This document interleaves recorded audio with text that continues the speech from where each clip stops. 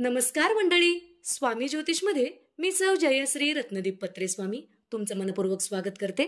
तर मंडळी, आपण आजच्या व्हिडिओत वर्षातील शेवटची सोमवती अमावस्या म्हणजे दर्शवेळा अमावस्या या दिवशी कोणते कार्य करू नये, यामुळे आपणास अडचणी निर्माण होऊ शकतात. कोणते आहेत ते कार्य जाणून घेऊया संपूर्ण माहिती. त्याआधी चॅनलला सबस्क्राईब करा, बाजूच्या घंटीला ऑल करा, त्यामुळेच मी टाकलेले प्रत्येक व्हिडिओ तुम्हाला पाहता येतील. तर मंडळी, 29 डिसेंबर अमावस्या प्रारंभ पहाटे 4:01 सुरुवात होत आहे व 30 डिसेंबरला उत्तर रात्री 3:56 समाप्त होत आहे. उदय तिथी अनुसार अमावस्या 30 डिसेंबरला आपण साजरी करणार आहोत. सोमवारी अमावस्या असल्यामुळे या अमावस्येला सोमवती अमावस्या असे म्हटले जाते. हिंदू पंचांगानुसार कृष्ण पक्षाची शेवटची तारीख म्हणजे अमावस्या होय आणि या दिवशी चंद्र दिसत नाही. अशा परिस्थितीत अंधाराचा माणसावर जास्तीत जास्त प्रभाव पडत असतो. या दिवशी व्यक्ती नकारात्मक विचाराने व वाईट विचाराने घेरली जाते. अशा वेळी देवभक्तीत अधिक लक्ष केंद्रित केलं पाहिजे. या दिवशी काही कामे अशी आहेत जी चुकूनही करायची नसतात, अन्यथा तुम्हाला जीवनभर त्रासात राहावे लागू शकते. हिंदू धर्मामध्ये अमावस्येला पितरांची तिथी मानण्यात आली आहे. त्यामुळे या दिवशी पितरांना प्रसन्न करण्यासाठी गायीच्या शेणापासून तयार केलेल्या गोऱ्यावर शुद्ध तूप आणि गुळाची आहुती द्यावी. अमावस्येच्या दिवशी कोणताही मोठा निर्णय घेणे टाळावे. अमावस्येला आपले मन संतुलित राहत नाही, त्यामुळे या दिवशी कोणताही मोठा निर्णय घेणे टाळावे, अन्यथा निर्णय चुकीचा सिद्ध होऊ शकतो आणि आपणास समस्यांना सामोरे जावे लागेल. अमावस्येच्या दिवशी प्रवास टाळावा. अमावस्येला शक्यतो प्रवास टाळावा असे मानले जाते. या दिवशी प्रवास केल्याने अनेक समस्या उद्भवू शकतात. अमावस्येला नख कापणे, केस कापणे, मुंडन करणे, दाढी करणे इत्यादी कामे टाळली पाहिजेत. याचा नकारात्मक प्रभाव आपल्यावर पडतो. अमावस्येच्या दिवशी स्मशानातून जाऊ नका. अमावस्येच्या रात्री कोणत्याही निर्जन ठिकाणी किंवा स्मशानभूमीकडे जाऊ नका. अमावस्येला नकारात्मक शक्ती जास्त सक्रिय असते, याचा प्रभाव आपल्यावर सुद्धा पडू शकतो. अमावस्येच्या दिवशी प्रवास टाळावा.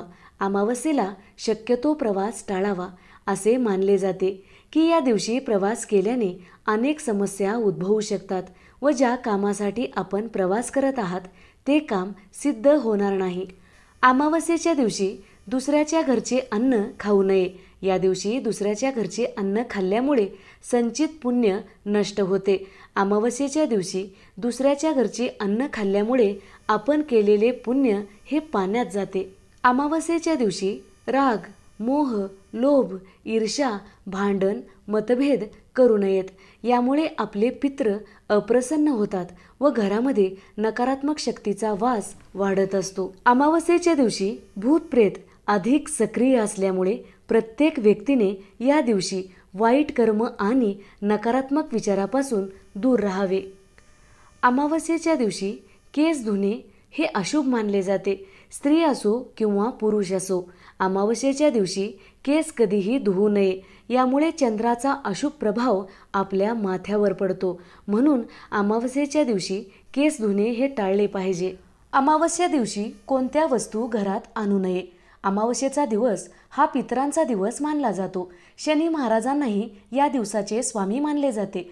तर शास्त्रात झाडूचा संबंध देवी लक्ष्मीशी आहे. अमावस्या तिथीला झाडू घरी आणल्याने देवी लक्ष्मी क्रोधित होते. घरात नकारात्मक ऊर्जा वाढल्याने अनावश्यक गोष्टी आणि आजारावर पैसा खर्च होऊ लागतो. लक्ष्मी घरातून निघून जाते. त्यामुळे अमावस्या तिथीला झाडू खरेदी करू नका. अमावस्येच्या दिवशी घर पूर्णपणे स्वच्छ करून चारही कोपऱ्यामध्ये गंगाजल शिंपडावे. याशिवाय जुने कपडे, खराब झालेले घरातील सामान, वापरात नसलेल्या वस्तू इत्यादी वस्तू घराबाहेर टाकून द्याव्यात. अमावस्येच्या दिवशी पिंपळाच्या झाडाची पूजा करणे खूप शुभ मानले जाते. अमावस्येच्या दिवशी तेल घरामध्ये आणू नका. अमावस्या दिवशी तेल खरेदी केल्यामुळे शनिदेवाची कुदृष्टी आपल्यावर पडत असते. अमावस्या तिथीला गहू किंवा कोणतेही पीठ घरात आणू नये.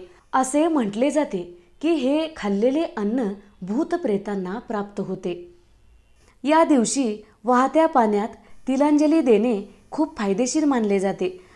अमावस्या दिवशी सदाचार व ब्रह्मचर्य पाळावे.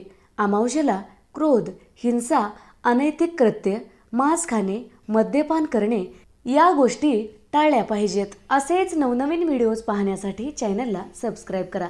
बाजूच्या घंटीला ऑल करा. त्यामुळेच मी टाकलेले असेच नवनवीन व्हिडिओ तुम्हाला पाहता येतील. धन्यवाद.